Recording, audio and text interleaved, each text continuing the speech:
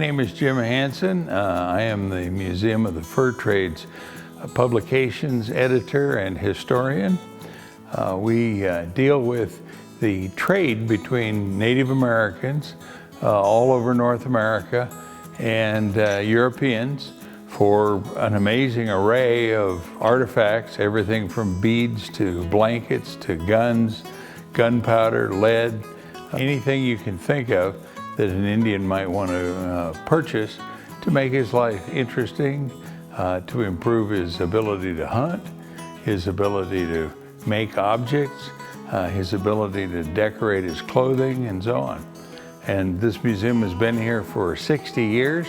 We have approximately 8,000 items in our collection. If you come here, I think you'll be most impressed with the collections, the quality.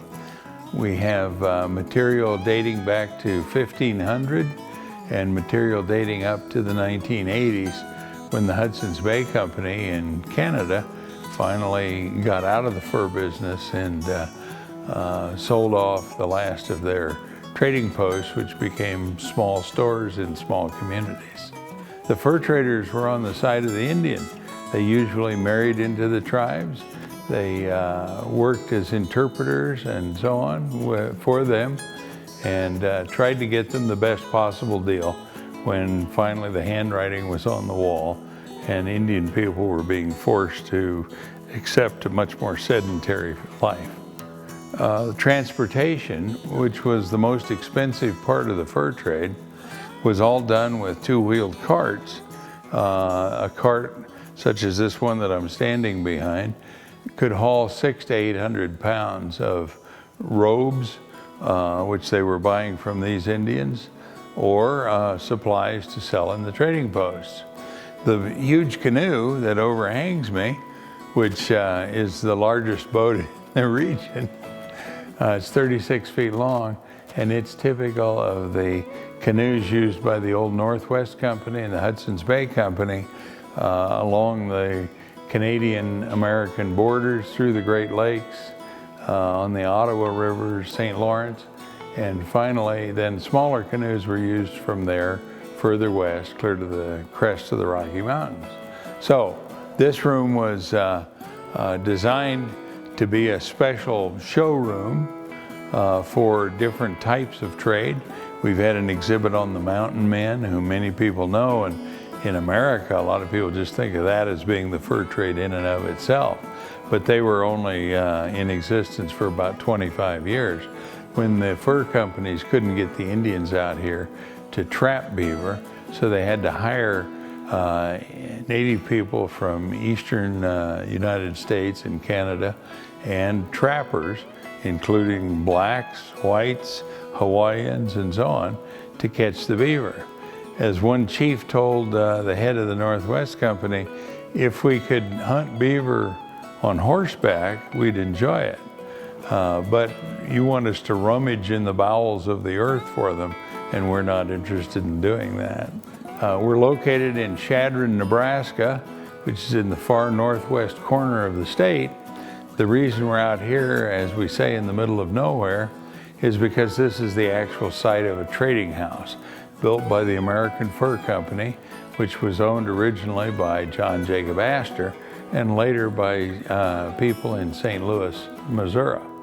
This trading post operated for 40 years and was responsible in large part for supplying arms and ammunition to the Indians who were resisting federal pressure to relocate to reservations and give up the free life of Native people. The Museum of the Fur Trade was started by a group of people who were very much interested in showing the symbiotic relationship between Europeans and American Indians, Eskimo, and so on. And so they thought it would be more interesting for people to realize that for hundreds of years it was a friendly trade, and that really the problems between Native people and Europeans was based on the fact that the Europeans wanted to change their way of life, have them move off the land, stop hunting, stop traveling, and that engendered all the problems that we had. We are online at furtrade.org. You can come see us. We're open to the public from May 1 until November 1st, but anytime if you just contact us ahead. We have staff on duty. We also are located on major tourist routes going to Rapid City, South Dakota, and we're 100 miles south of Mount Rushmore, a noted American attraction of the carvings of 4 of our famous presidents. We're located just 40 miles from the second largest Indian reservation in America.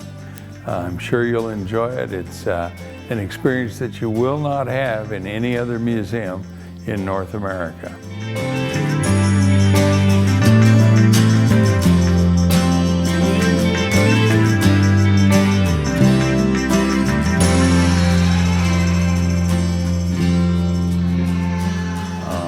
We're currently publishing an encyclopedia that'll be about 4,000 pages about these objects. And we've also been putting out a magazine about the fur trade for over 50 years at this point. So we're one of the few museums, just technically. All of our lights are LED. They're 12 volt, so that nothing will be harmed by infrared or ultraviolet. We have no government support, and that's good because nobody can tell us what we're supposed to say about history. And then we don't have to wait for appropriations or anything like that.